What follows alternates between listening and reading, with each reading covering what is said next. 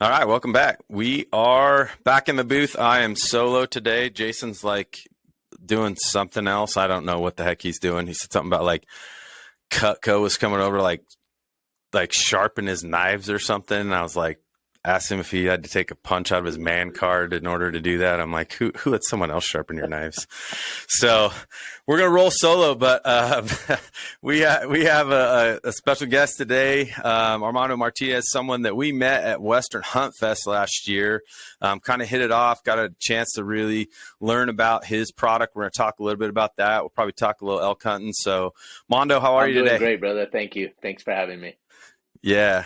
No, I appreciate it. You've been out hammering the hills, and I know you've done multiple hunts in September. I think some with some buddies and some for yourself. Let's maybe kick it off there, and we'll work our way Yeah, into it. So how was September for September you? was good. I had a really good September. Fortunately, I was able to draw a tag this year for myself in a really good unit, southwestern New Mexico. And there was a total of four of us who had that tag. And I Oh was wow. able to do some preseason scouting, and I found two giants. Like they were the two bulls that I wanted to kill. So I kind of had my sights set on those two big bulls, and or another big bull, but nothing smaller than what I had found. But they were like 370s, just some tanks, something I would have been happy to shoot. And one of them was in a really good spot to kill. So I said I just need to find him in there, one time. And I never found him. Long story short, I never got close to him. My uncle saw him one time just on one ridge over, but that was it, man. The guys I was with, the first several days, I pretty much just called for them. I didn't even take my bow. I was trying to get them set up. One of the guys I took is new to hunting. He won a bow this year with us. We do a random acts of kindness giveaway every January to start out the new year. So um, keep an eye out for that. This year, I think I have a access deer hunt I might be able to part with in Hawaii. Oh Yeah, wow. so That's on my oh, bucket dude, list. it was Holy epic. I cow. went last year, so we could talk about that later. But so anyway, Heck as part yeah. of the giveaway, you just have to do a random act of kindness, and this guy Matt, he entered in his random act of kindness in the random drawing he won, and so we hit it off, and I took him out hunting this year, and I was able to help him get his first archery kill ever. He shot a nice Wow. bull. And then his brother-in-law was with us. He got a couple of shots. I took my uncle. He took three shots. I drew back once on one bull, and the wind swirled. He came up. I already had the tree ranged. Got behind the tree. I was at full draw, just waiting for him. Dude, it was perfect. And he was walking out behind the tree, and he stopped, of course, right when his vitals are behind the tree. And I felt the wind hit my neck, Of of course. course. And and so he boogered, and that was it. That was the only opportunity that I had on a Uh decent bull. And he wasn't what I was wanting, but it was the last second to last day, or maybe second to last day morning, and a nice 6 by 6, 300-ish. And man, it just wasn't meant to be. So all good. Yeah, yeah. after that I went hunting with Yeah. my brother in a super shitty unit that I tell him not to put in for, and he continues to put just because the draws are really good. And we were Yeah. able to call one in for him, dude, and a nice 5 by 5. And he came in from behind us off of some private land, and the fence was the tallest fence I've ever seen. Not a high fence, but just for a five strand, it was like Yeah. 5 feet tall, Oh five yeah. and a half feet tall, and just as tight Yeah. as you could pull a fence. And so this Yeah. bull came out, dude. It was foggy. We had just passed him, and they didn't make a peep. And we were working up our fence line, and typically they come from the left to the right, and they come from the public, and then go to the private in the day. So we were walking and kind of hunting this side, waiting for him to come, and we got past where he was, and freaking dude bugled in the private. So I was like, oh shit. So I had already been calling. I didn't know he was coming because he didn't mention, we didn't even know he was in there. And Right. he came out right behind us. He was about 120 yards, and he came out and he was just drooling and trying to smell the air, and he got his body up on the fence and he kept pushing it like he was gonna knock it over, and the fence kept tilting and tilting, and then finally he No just, oh way. dude, I thought he was, and I was like, jump, like do something. All we needed for him to do is jump, because he didn't know we were there. And then last minute he caught my brother moved. He and he boogered, and that was it. We called another one that was in that private property. My brother said he was a giant. I was back behind him calling. This is about an hour later, and he said he goes, dude, you would have put him on your wall for sure. So I know he was big. And so anyway, that was it. So the archery season, we went 1 for 4 there. And then I just got back Hey, 2 or 3 days ago on a early rifle hunt. My buddy took him out, killed his first bull. Uh, Textbook killed him at about 170 yards. Called him in. They were still bugling, and he was yeah, solo. And I just ran a scenario that took about half an hour to play out, and it was beautiful. that's Yeah. awesome, man. Well, hey, that doesn't sound like too bad a month to Oh, me. I mean, even though obviously you didn't get all the tags punched, but lots of encounters and saw good elk. It sounds like, and some close calls. I mean, I'd sign up for that. I it think. was a good I think in total, because my buddy Manny was able to shoot twice and my uncle shot 3 times. He missed two and then he hit one square in the shoulder and it went in about inch and a half, and then the arrow fell out within about 10 yards. So at least the bull's all Yeah, right. And then yeah, like I said, yeah, so it was we had a good successful, it was. I could have killed some. heck I yeah. could have killed a couple, but it just wasn't what I was looking for. So I'm good with it. Hey, that's all right. I mean, it's funny you mentioned the fence because we hunt an area that we've had success in. We've killed probably 4 or 5 elk in there in the last 5 or 6 Nice. seasons or something like that, and it sits right on the same type of scenario where it borders outfitters and private property, and we really sit, and it's about 900 feet down into this hole to get down in there. And that area just kind of both ends of it saddles out, and the elk travel that thing and they just hug that border like crazy. And we get in there this year, and it's about 8 to 9 miles to get back in there. And so when we go in there, it's like, you're Yeah, it's a committed, long right? Like way. yeah. And so we get back in there, and this year we find out the outfitter sold off 15,000 acres of that property, and the new owner fenced the whole thing. Yeah. Yeah. Oh, dude. And I'm telling you, like by about 2 or 3 days in, we just started referring to him as zoo elk, because like we would get down and there was just a growly, just gnarly bull that was hanging out. He couldn't have been more than 100 yards inside of that fence. And you could have, if you just enjoyed listening to elk bugle, you could have sat in there and just like went tit for tat with him all Yeah. day, and he would bugle back to you every single time. And the cows were all herded up down Mm, there, and like we didn't see a cow the entire week. All we saw were spikes, raghorns, and like other bulls that we glassed, and they just like wouldn't move. Like they absolutely would not respond to any calling, between, trying to cow call, trying to, be aggressive, trying to just, locate. I mean, just nothing. And so we hit a bull on day 3, and it kind of we had it on film, so we kind of went back, and I think it went into no man's land, and he ran down onto private ground, and ended up never finding him. And I think he lived anyway. We did 2 to 3 days where we really kind of pounded around down there to try and make sure. And so I feel your pain. dude. You just like you try to do everything right, and the beauty of it is like I still can't beat September. It's just There's awesome. nothing like it. What's funny is Yeah. I took my buddy Sammy, the rifle hunt we just went on. He had never heard a bugle. Oh So yeah. That'll we change your went out the life. day before. I got there 2 days early, and so we went out. the day before the hunt, first thing in the morning, and they were going pretty good. And we found a good one that we were gonna kill. Like, well, we found a couple, but I found that evening I found a real good one that I was like, dude, we'll come back here in the morning and we're gonna bust this dude up. He'll be here.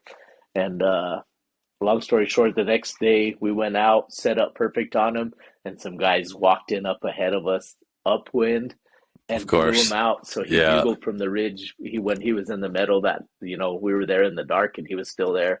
And oh man, so it it, it just like you kind of take it for granted sometimes. Like I've heard a lot of bugles, and he had Yeah. never heard one, so he was adamant that he was content with the hunt and the way it ended on like day two, and we hadn't even killed yet. And I'm like, there's a Right, lot right. left, bro. Like, Yeah, yeah, yeah. This is, but you just dipped your yeah, toe but in. for somebody to appreciate it that much is kind of part of it that I love. Like he had, Yeah, it was for cool, sure. man. It was so cool.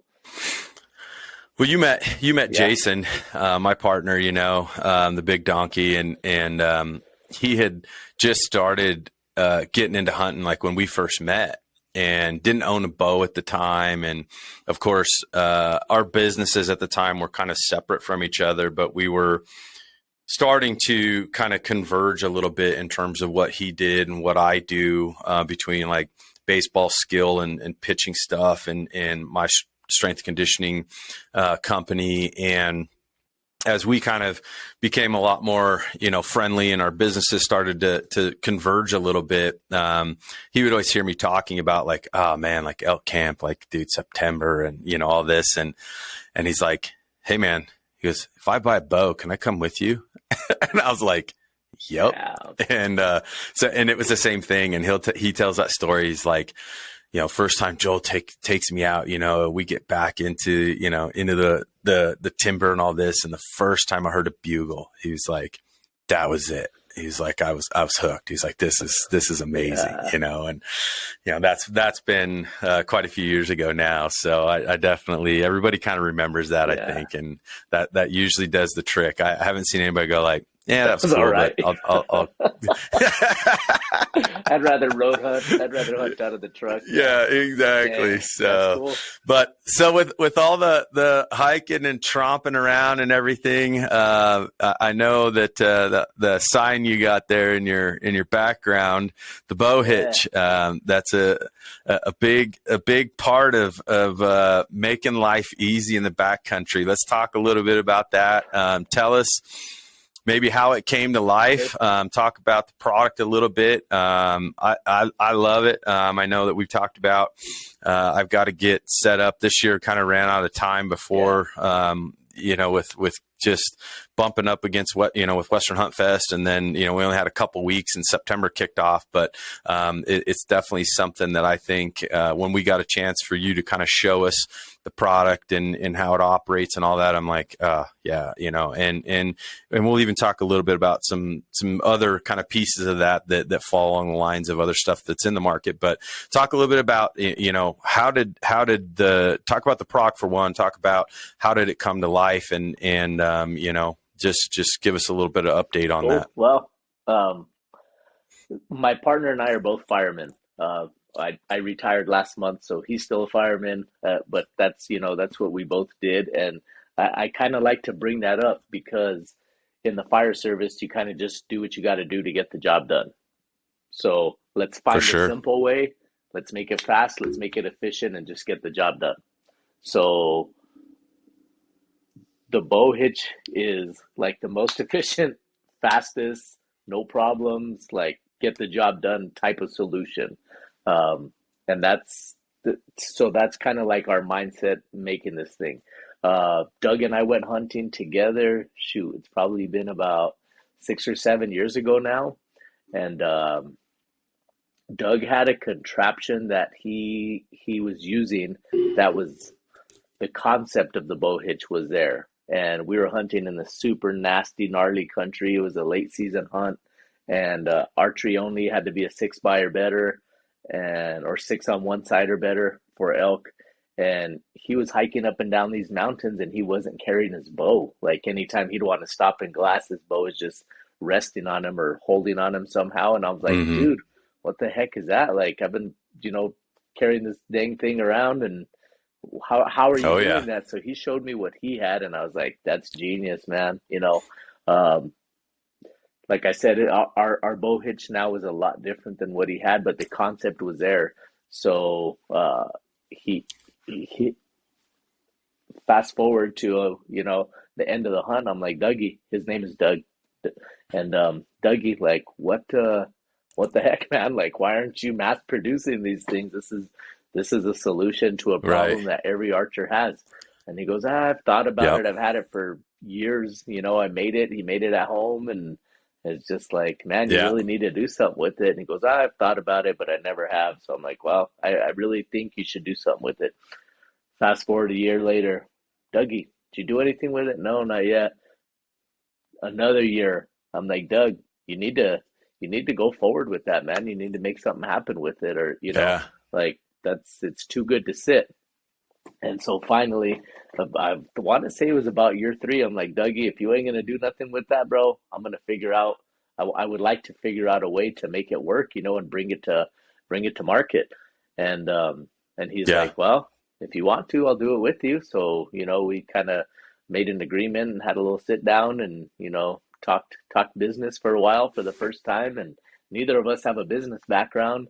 So it was, the old school handshake. He's a hard worker and he's a Yeah. family man, and he was just the kind of person where I could see myself doing business with, and not having to worry about anything. So that's how the bow hitch itself started. And then after that, um, started really looking at it because I got to see his bow again, and you know figure out what I wanted to change and what it needed. And the first one was drawn on my kitchen table on a napkin. um, is Yep. the, Heard the that the before. first drawing, and I kind of figured out what I needed to do to get the balance point right, and what I thought I needed to do. And so after I drew it, I said, okay, what am I going to need for this? So I went to Home Depot and I bought some sheet steel, and then I ordered a couple of parts from the internet to on what I thought I needed. And after those came in, I Mm-hmm. was, had a few beers, and I was like, ah, shit, I guess I better go outside and try to make that thing, So I went into the garage, dude, a few beers deep, and got my angle grinder out and started whacking on that piece. I Yeah. scribed the napkin.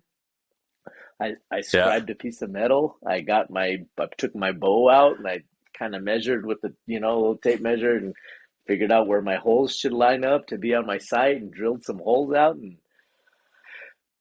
that was it. I put it on my bow and I was like, damn, this thing might work. It was uh and I had a hunt that year, so I took the ugliest bow hitch you ever seen out hunting, and I was Heck like, yeah. bro, this thing, I hope you I still have got it. that. I got the napkin. I got it all. So it's like, this thing works, dude. And the guys I was hunting with are like, damn, they're teasing me at first. Don't get me wrong. But after a while, they're For like, sure. man, I think that thing's kind of cool. Make me one of those. So that was the Right. start of the bow hitch. And I keep looking down because I'm looking at it, and there's just so many. Well, I lost you there.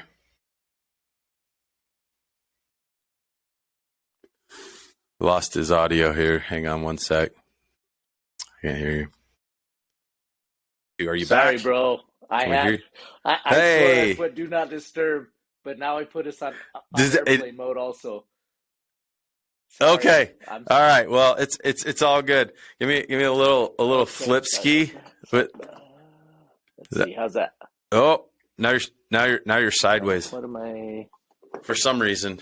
I don't know. We can go like that. It's all good. I can figure it out if your phone doesn't flip back over here. Hang on. Let me okay, yeah, we're good. All Okay. right. Sorry about that. So, it's all good, but I was just telling everyone that you got to love Oh, technology, right? As much as we try. So, but anyway, so let's pick back up where you left off. So we were kind of just finishing up, bringing this thing to life. Let's talk a little bit about, you know, how does it work? okay. Number one, does it fit on every bow that you know? Like, is there different models? Like, talk a little bit about like how the actual setup of it Sure. is, so that people get a better Yeah, I have understanding. my bow here. I'm going to pick it up and show you guys. But so Yes. this is the easiest way to explain it. So this product right here, this is the bow hitch. The bow hitch itself mounts to the outside of your sight. So you can see we're on the outside of your sight. We're not going under your sight. We're not adjusting your sights. Like once you put this on, your sights are at the exact same point they were at before you installed the bow hitch. So the great thing is we don't affect anybody's sights. As far as it fitting every single bow, it does not fit every single bow. There are some bows where you can see the cable slide here. There's a very Mm-hmm. low. I don't know if you can see my mug there, but I have a Yeah. slight, gap here. It's probably a eighth of an inch for my cable slide. So the design of the bows um, kind of make a little bit of a difference. The cable slide, if they stick out super far, sometimes becomes an issue. But we've been Right. doing it enough to where we kind of know, okay, I can add a little tiny spacer here to get the bow hitch off a little bit, and it Mm-hmm. makes it work on 90% of the bows. But there's Sure. always something, so I will not tell you that it's gonna work on your bow for sure. The easiest way is to go to the website and check it out. But we just need What are you shooting there? this Is is a that PSC a Mach Hoyt 1. Yeah, PSC yeah. Mach 1? So it's a Yeah. carbon bow. It's a Nice. super, I love it. It's a great bow. Um, That's a fast it's bow. pretty fast. Yeah, it shoots good. It shoots good. I mean, I'm not a super marksman, or archer with the bow, but I shoot well enough to know that You're in good it's gonna company. it's gonna kill. Yeah. So yeah, we have there's a lot of us. Yeah, there's a lot. So anyway, the new bows, something to take note of is the new bows. A lot of them have the sights mount on the inside of the riser. They try to keep everything super streamlined. Right. However, all those bows are still tapped for a sight that goes to the outside of the riser, just in case you didn't want to run their proprietary sights. So if that's the case, you could run the bow hitch directly to the riser. And I know the bow hitch works on all those new bows that we've seen Gotcha. thus far. We'll see, in January at the ATA, we'll be there. We have a new, a 2.0 and then a new product that we're launching to go with the bow hitch. Yeah, Oh, it's pretty exciting. Um, but getting in the it's yeah, groove. dude, the entrepreneur life is talking to me. Yeah, right. Or- Yeah, that's yeah. awesome. Good for you, man. I mean, so, and then the attachment piece to this too. So we talk about like being hands free, and you kind of mentioned that, which is, if anybody that's bow hunted up until the point when they either get a product like the bow hitch in their hand is accustomed to one of two things. You're either carrying it, one of three things. You're either carrying it and you're switching hands every 100 yards. You're throwing it over your neck, which I've actually found out I have issues with, because number one, it's not very comfortable for me, and number two is a lot of times like I run my Hamsky rest, and there's a little like slot opening, right where you can, where you put the arrow through. And for whatever reason, I'm a freaking ninja at that thing, like hooking through the loop in Oh, the top of oh my yeah. pack. And then I can't get the damn thing Yeah. off. And I'm like, so I hate carrying it like that. Or number three, you strap it on your pack and then you're hosed if anything pops out, because you're not going to get your bow ready in time. So this provides option number four, which is I can get my hands free and I can still be ready. So talk about how that Okay. happens after we get mounted. Cool. So the cool thing about the bow hitch is anything that's a 1 inch or less webbing is going to fit into this opening. So you can see there's an opening here, got a little hook, got a little retainer here. That way the webbing doesn't slide out. But you could run this directly on the side of your backpack. You could run it off your bino harness. But what it's designed to do is to fit into this little loop here, this loop system. This attaches to your backpack. Let me find one. There we go. This one's ready. So we provide this backpack strap here for you. This is just 1-inch webbing. We have our loops sewn here on the end. Then we have some buckles here to lock everything in place. So this top buckle, you simply open up that gate, you put it in your load lifter, close the buckle, adjust it for your arm's length, and then buckle it in. And then from there, you get your loop end, slide it into the bow hitch, and it just sits just like that. So there's nothing to it. That's it, dude. So this is there. And I could run down and grab my backpack. I'm sorry I don't have one up here with me, but that's this good. is gonna go on your backpack, on your load lifter. It straps in. You get the loop end, you slide it in, and that's it. So you want a glass, call, GPS, whatever it is, while you're walking. Your bow's always right here on your left-hand side in your shooting hand, which is the important part. So you're hiking around. Right. You keep your hand on your bow to keep it from bouncing around and, just sliding. But when it's time to stop, It's always there. And then the benefit of the bow, one of the many benefits of the bow hitch is that if you are hiking and you're like, oh shit, there's something that just snuck up on me, or I didn't see it, or whatever, for whatever reason, there's going to be a quick shot opportunity. This is all you have to do.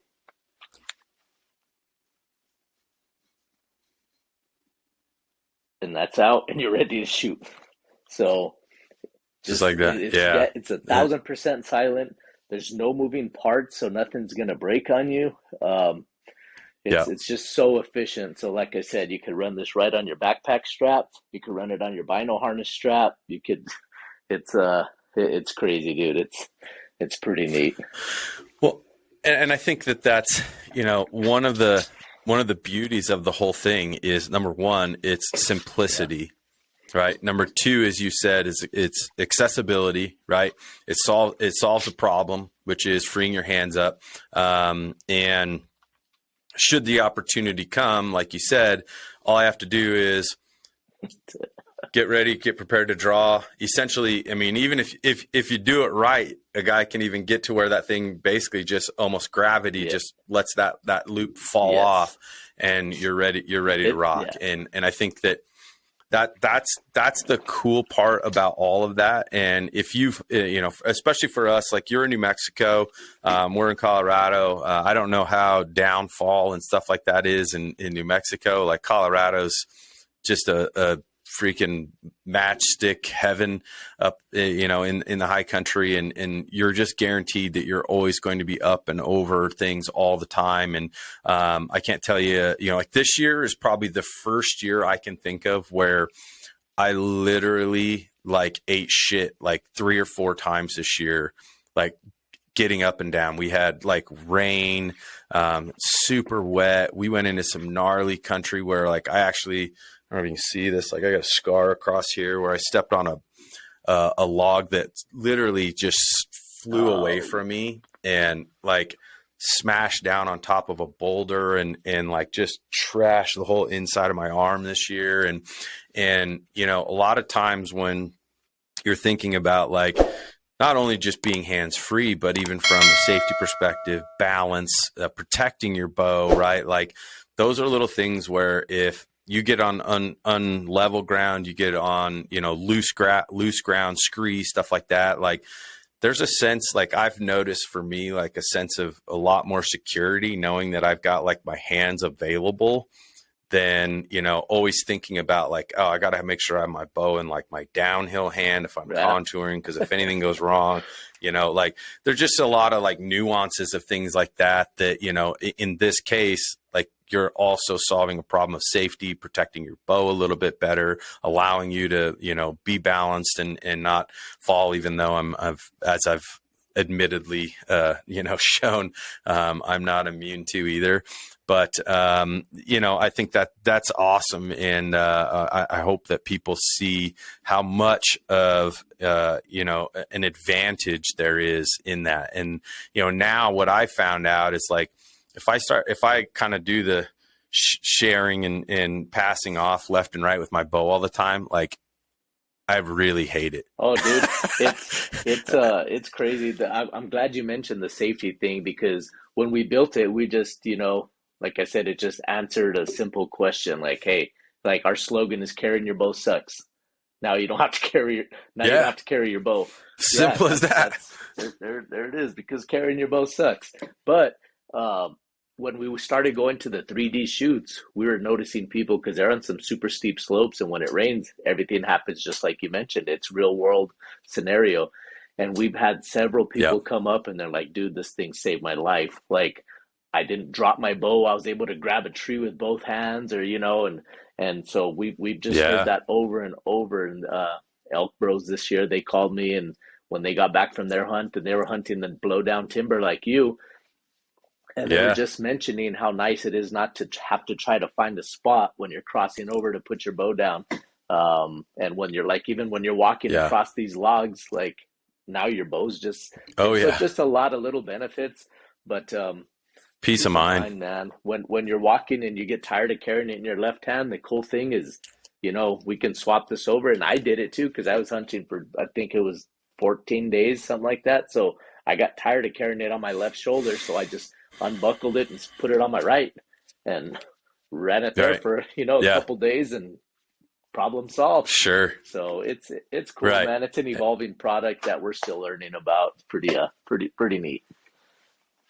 Yeah. Well, and then, even something that you and I kind of talked about a little bit kind of offline was looking at other things that exist, and we mentioned, we got introduced to the bow spider, for example. Right. And you had mentioned that like, oh yeah, like I've talked with Dave and, I love the bow spider in terms of what it does. And the thing that I found with his product is that it solves the problem of keeping me hands free. And I definitely carry it on here a lot. And the problem, like Jason, for example, has one as well. And he's like, dude, I don't have a good enough shoulder mobility to like actually get back there and, access it. And then for us, like you can strap it onto, like if you put it onto your hip or whatever else. And then, the issue there is you kind of have to be stationary because then your bow is essentially being housed like vertically.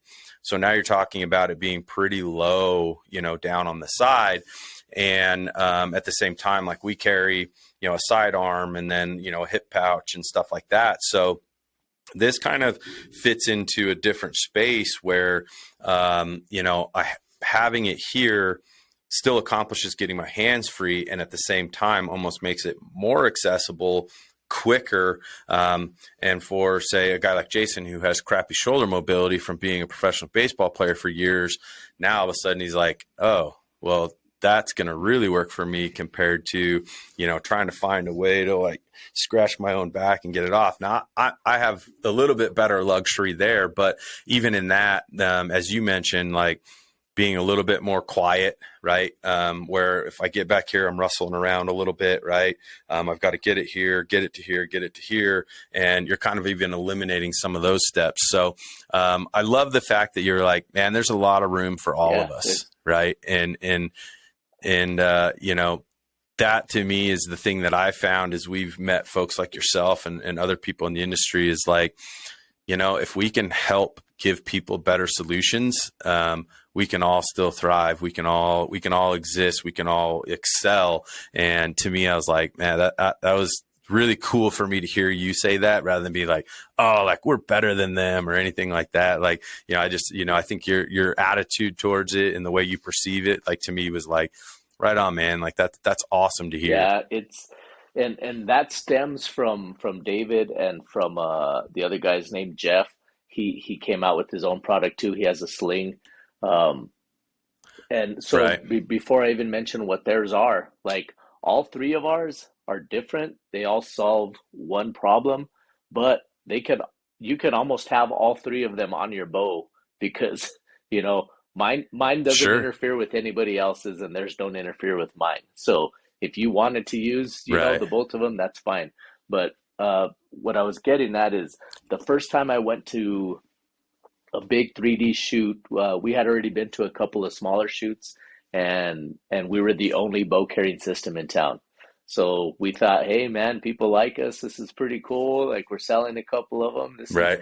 This is all right.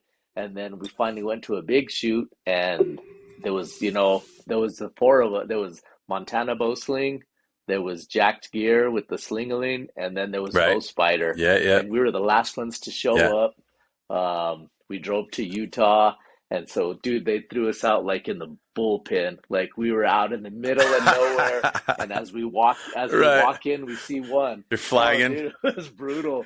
So we, and it like just starting out new business. I mean, this is just, I think most people would feel like, hey, you are the competition. You have another product just like Right. mine. You are the competition, and so that's the way I was looking at it when I went in.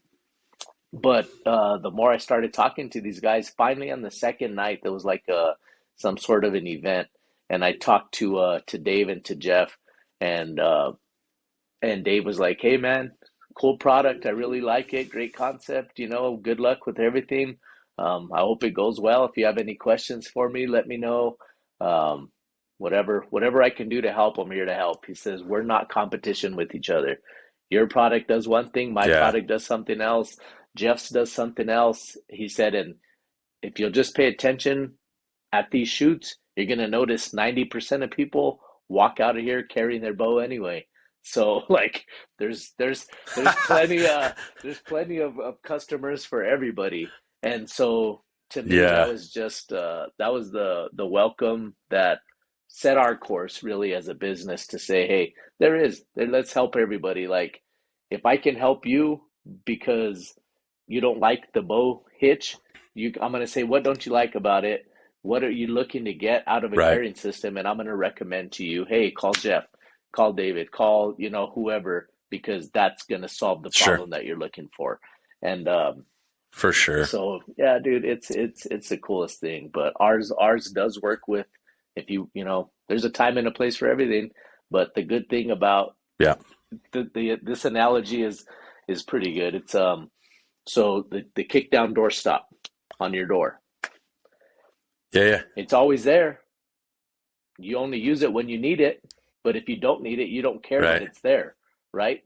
So that's Right. kind of Yeah. that's the bow hitch for you. Like it's already on your bow. When you want to hold the door open or hold your bow, it's there. When you don't need it, don't it's not in the way. You're never going to notice it, but it's always there. Right. So to have that option Right. is you're not looking for a place to put your bow down. You're not putting in the dirt. You're not Right. getting yourself out of a shooting position. So it's Right. we're really happy with it, man. Yeah. No, that's awesome.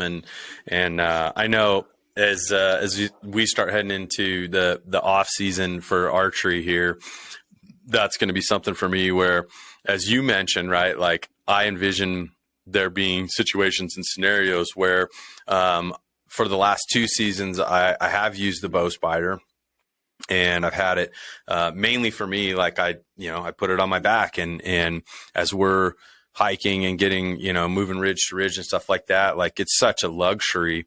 And then as I got introduced to you, I'm like, yeah, 100%. Like I envision next year me being, taking my bow and getting the bow hitch. And now as we get into situation scenarios where I want to be ready, I want to, be a little bit more accessible, still be hands free. Like I'm probably going to use both, and I'm going to keep the one on my back so that, going out before the sun comes up and coming back when the sun comes down and that type of thing, I may throw it on my back.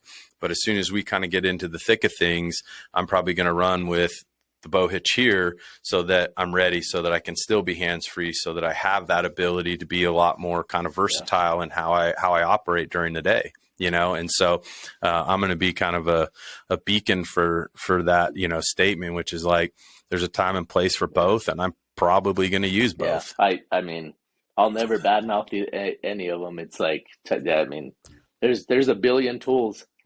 I'm learning all these Yeah. new analogies because I've been studying the business elements, and it's just crazy. But they talk, Yeah. The fun yeah, part. they just talk about a toolbox. Like look at a Yeah. mechanic's toolbox. He's gonna have 10,000 tools, but each one has a job. Right. And you so I That's don't know, right. but. It's Yeah. Yeah.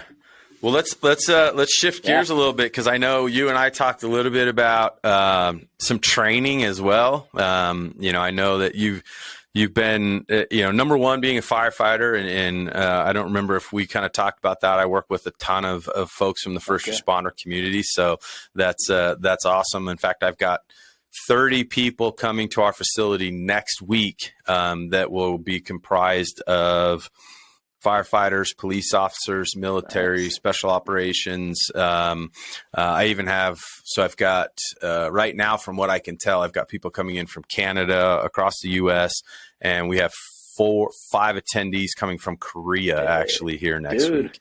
And so, so that's always awesome. But, so the training and the fitness and that part of it, I think, number one, based on what you've done for a living, job wise, right? Like, it's a very labor intensive job. Obviously when the tones go off and it's time to get the turnouts on and all that stuff. Right.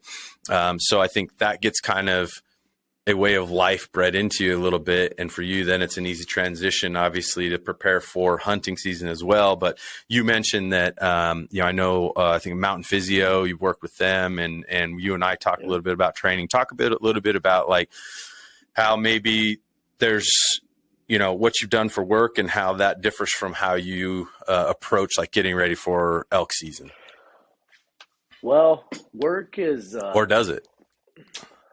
I wouldn't say that I've always been fortunate to be in decent shape, right? Like it's kind of like you know what kind of gas you got in the tank. Um, so at different levels in your career, in my career, I was in different seats in the truck. So at the beginning, you're the guy that's doing all the work. You're the hose dragger, you're poking Right. holes, you're pulling walls, you're doing all the labor intensive stuff. Yep. So as you promote, you pretty much do less and less physical activity. So, so Yeah. it's Right. pretty, You earn yeah, that it's a right. Right. pretty shitty mentality now that I say it out loud. But I know That's what all I right. have in the tank. So I didn't have to do a set schedule of exercise or a workout or whatever to know, okay, we get a boomer tonight. I'm going to be able to function 100%. So, you definitely feel it when the fire's done. Like, that kicked my ass, like, I'm smoked. I Right. should not be this tired. I am Right. smoked. And that has definitely Right. happened. You can always be in better shape, which, you know, uh, like I said, I was fortunate enough to every situation I encountered, I was able to go 100% and do what I had to do. But there's a lot of people out there that can't just turn that switch on, You just got to know your body better than Yeah. anybody. So if you're getting paid to do a job, you should be physically able to do it. And if that means whatever regimen or workout, then I think that's important. Um, One thing that I've learned for my body, the biggest thing that made a difference was diet. Um, it's Yeah. it's the craziest thing. I worked with Valley to Peak Nutrition getting ready for Western Hunt Fest. And, I could work out and do different things and, different workouts, but the one that I had never done or paid attention to was my calorie intake, what I was eating, the quantity of it, how much I was drinking. Like, Right. that was a Yeah. eye opener that if nobody's ever done it, you could do it for free, just download an app and enter Yeah. in everything you eat, and you're gonna be Yeah. shocked at what you find out. Oh, Right. Yeah. yeah. Oh, that's my killer dog. So, He's he's right over there. Someone just walked up the oh, there you stairs. go. So, Bodie, hey, come here, bud. It's okay. Yeah. So we're very dog friendly around Awesome. here. So we've always got we call it the lab, because between the 3 owners we have 4 Oh shit. labs, Yeah. and on any given day there's at least one Okay. here or more. Cool. So mine's here probably more than everybody else. So don't be alarmed. He's Gotcha. harmless. Gotcha. I'm good. I'm good. What else? So, no, I mean, the diet part was super important for me, but I mean, I've been Yeah. hunting long enough to know that the mountain will, like, the mountain's undefeated, right? So you're 100%. That's what we always yeah. say, right? Mountain. You can't No, cheat you it. can't. So, like, know your weak spots. I would say, like, know what kicks your ass in the mountain, and then work on that before you get there. Mine is definitely Yeah. mobility. Um, Mobility is a big one for me. My legs and my hips. Yeah. That Yep. usually thrashes me.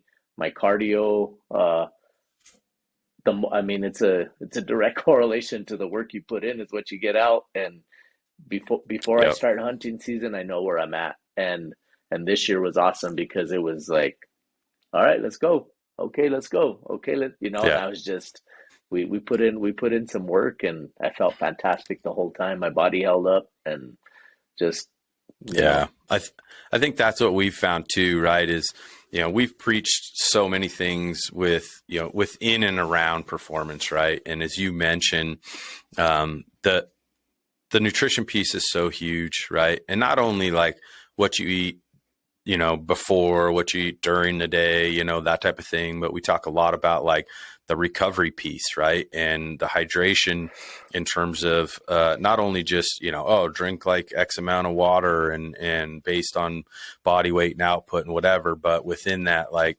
how do we also add in things like, for us, it's, tart cherry juice at night to help control inflammation and improve sleep quality. When we get to elevation is going to disrupt sleep quality. Elevation is going to affect our exchange of oxygen. And the higher we get, the more that's affected, which means that our ventilatory piece of heart rate and all that stuff gets affected. And so there's so many things that like play off of each other. And if, we start to get into like, what kind of condition are we in and what's our strength levels and stuff like that, it's every piece of that is independent and yet at the same time codependent, and meaning that, if I start to get even like less than, I think the hydration status is, 3 to 5 even percent dehydration, then muscle function starts to get affected, which means that performance is going to get affected, which means that, just all those things, it's a cascading effect of being able to continue putting on more miles, getting up from day 1 to day 2 and all the way out. Like you said, like you put in 14 days, right? Like we talked to Jeff the other day from Western Hunt Fest, and he put in a lot of yeah. days because he had a really good tag this year. And he said he did almost like 200 Ugh, miles in the month of September. damn. And it's like, yeah, right. I know. I was like, dang, bro. But, in order to afford yourself the ability to continue operating, there's a lot of education that goes into that on the front end. There's some trial and error of like being in the field. And as you do it more often, you start to learn where your limits are, as you kind of mentioned. And I think the other important part is like learning how to, navigate ground, utilize things like your maps and contour better. And then at the same time, like even just pace of how you navigate, and cover ground, right? A lot of times people, they come out too hot and heavy and they just burn themselves out. And it's like, you're never going to run down an elk, No, and you got to use this a lot more than you use yep, this a lot of yep. times. And, so that's such a huge part of it. But, I've definitely enjoyed seeing that. Now, the other piece, speaking of Western Hunt Fest, you were one of the participants in the Pack Out Challenge last year. And I know you packed out an elk this year, at least Yeah. one. So kind of talk about like firsthand experience, because we're going to have Efren and Jeff are Oh, going to come good. on the show here in a little while. Hopefully in the next couple of weeks, we're going to start talking about preparations for next year's Western Hunt Fest. And we're coming to your neck of the woods Oh, too, which is going to be good. awesome. Which is going to be great. We'll talk about that more later, but talk about like how you not only did the Pack Out Challenge last year at Western Hunt Fest, but also actually packed out an elk, and talk about like how you envision, if you kind of look at that retrospectively Okay. now, like how did they compare? Like, were they similar? Did they have a very, were there differences? Like what was your interpretation of that, knowing that that you've had both sides of the coin? I would say it's as accurate as you can get because there's no replacing a heavy load on your back. Like you can't do that. Yeah. The only difference that I would take to note immediately would be time constraint. Once the bull's Yeah. dead, the bull's dead. So unless you're trying to beat a storm out or like, hey, I need to get my ass home, like I have like tomorrow is the deadline. I need to have this elk off the mountain because I'm leaving at somehow I'm leaving at whatever time. So Right. Right. I Right. would say that would be the only difference. But Right. For other than sure. that, weight is weight, right? It doesn't matter if it's a 80 pounds of marbles or 80 pounds of, what is it? 80 pounds is eight. Like I use concrete in my backpack when I train just because it doesn't move. But when you're Yeah. not looking backwards, you don't know it's just 80 pounds is 80 pounds. So, um, Right. but other than that, dude, there's, uh, one other bit, I guess one Yeah. other thing that would change it a little bit would be you don't know what day you're packing out that elk. You might pack Right. it out on day one when you're fresh and you had 2 days, off and whatever, you're rested. Sure. But That's a good point. so Yeah. at least, We'll make that a prerequisite this year. You have to have hiked 30 miles yeah, before coming in the day of the dude, event. log a 5K or something like that. Like that. I Right. mean, Yeah. like I That's I messed interesting. up this year. We checked all of our cameras the day before our hunt and put in 11 miles the day before the hunt started. So I was Uh, like, dude, what are we thinking? I'm smoked. I'm tired because the last hike, the yeah. last hike was brutal. And it was just like, I don't know why we didn't just check these on day one in the middle of the day, a camera or two. We Right. did all the cameras that we had out there. I think we had 9 out there and we did them all in one day and just smoked ourselves. So that was stupid. That was Yeah. stupid. But Lesson lesson learned. learned. Yeah, yeah, always learning. But so That's that would funny be I guess one difference you can pull from it too. for But sure. that would be Yeah. it. Well, and that makes sense, right? Like, obviously, with the event itself, you're targeting that Yeah, date, right? And for the most part, the other part of your kind of observation is that it's set up as a right. competition, right? So that would be, the other caveat, which is you're kind of creating an environment where the realistic portion of, like you said, the weight is the weight, and we're having people pack out the equivalency of what looks like a bull, which includes a rack and a head and all that, just like you would in the backcountry. But you are fresh coming in, and we are going to see who can essentially accomplish that task over a given course in the fastest amount of time. And so, the funny part with that is then you're going to get folks that, are interested in seeing like, how quickly can I go through this sufferfest? And the real life version of that is I've got a job to accomplish, and the time constraint, unless there are, external factors, really becomes null and void in a real world situation. Yeah. So that definitely I 100% understand that. But hey, you and Guy from Yeah. Western Contours, you said let's do it, and you guys, Guy stepped in and you guys crushed it. It was It awesome. was cool, man. I was looking forward to it all summer. That was kind of my I knew I had a good tag waiting for me and I said, well, I'm gonna be in shape. Like Yeah. this is the best, best training that I can do to prepare for it.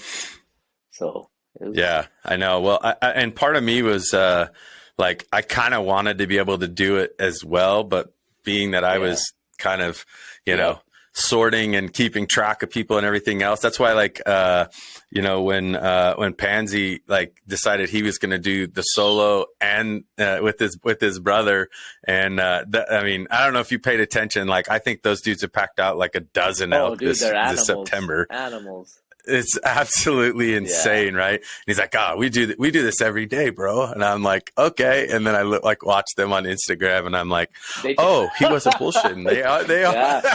Yeah. like bull down, bull down, just day after day." And those dudes are just hammering Yeah. freaking the hills every day, and I'm like, "Oh, no wonder they won." Yeah. Dudes are savages. Savages. But like, when he did the solo, like, he just, he kind of ran out of gas, which nobody faulted him for. And I was like, cool, I'll run out and go get his pack. That way I get a little taste of it, you know? And then the guys from Bowman are like, nah, we'll just drive the 4-wheeler out. And I'm like, are you sure? Like, I could do it. Okay. And they're like, nah, we'll get it, man. And then I was like, all right, whatever. Okay, if you insist. I know. I want to be part of the fun, you know? It was cool, bro. That course they laid out was fantastic. Like the topography, like everything about it was just spot on. They nailed it. Yeah, we're pumped because we're gonna kick it up a notch, like Emerald Lagasse style this year. Like we've got some good plans in the works to try and make it even better this year. So we're excited about that. But it's awesome to catch back up with you. You know, obviously as September kind of comes and goes, you know, we talked a little bit before. We've kept up a little bit online as the season has went on here. You got any more hunts coming up this fall? Quite a few still. My wife and my daughter both have cow tags. So Nice. We have 2 cow tags. My wife has a mule deer hunt rifle, and then my dad has a muzzleloader rifle tag also. Nice. I drew a deer hunt in January, but I'm going to be going to the ATA during that to launch our new stuff. So I'm missing Nice. Well, we'll look forward to that. Tag too, man. It's a kick in the balls, but it is what it is. Like I'll draw another tag someday, but hopefully we'll make a little bit of a splash at the ATA because people are, you know, they're learning who we are a little bit. At least we're not just some random whatever anymore. So it's pretty exciting. Yeah. Well, I'm super happy for you guys because, you know, just knowing what this process is like. I've been on the back end, like you said, where you're, you know, drawing stuff up and, you know, on a napkin and that type of thing. I'm in the process of some stuff kind of in the background right now where, I'm trying to make a couple things happen with a product that's more on the training side, but that hopefully we're making some headway with. So I know the headspace of all this stuff, and it's the hours and hours that people don't see, and then they go, oh, like check you out, man, and you're like, yeah, you if unless you've been there, you don't really understand like the amount of nights where like you wake up with an idea or like something that you think of and you're like, oh, I got to remember this. And, you know, you're like jumping back on the computer or like putting notes in your phone or something like that. And to get to where you start to actually make progress and see success. And then, you know, like I said, getting a chance to meet you and see, you know, where you guys are obviously well on your way towards, you know, it's awesome to see people that, you know, have ran the gamut and are now enjoying seeing something that was, you know, trapped up in here, you know, get out where people actually can see and recognize the value of what you bring into the market. And that's, you know, it's just awesome. So congrats on that, brother. For sure. Appreciate it. Yeah. The struggle is real, as they say. That is for sure. So, but well, if anybody wants to get a hold of you, I know you're pretty easy to find. Bow Hitch on Instagram, and are you Facebook, Twitter, your TikTok, and all that good stuff too? I just started doing a few TikToks, so I'm going to ramp that game up here pretty good. But YouTube, Facebook, and Instagram is the Bow Hitch. You got to put in the Bow Hitch. The Bow Hitch. So thebowhitch.com. Right. The Bow Hitch. Yeah, we do most of our stuff on Instagram. Thebowhitch.com. And website is the same? Yeah. Yep. So the Bow Hitch, we'll provide all the connectivity in show notes and in the description down below.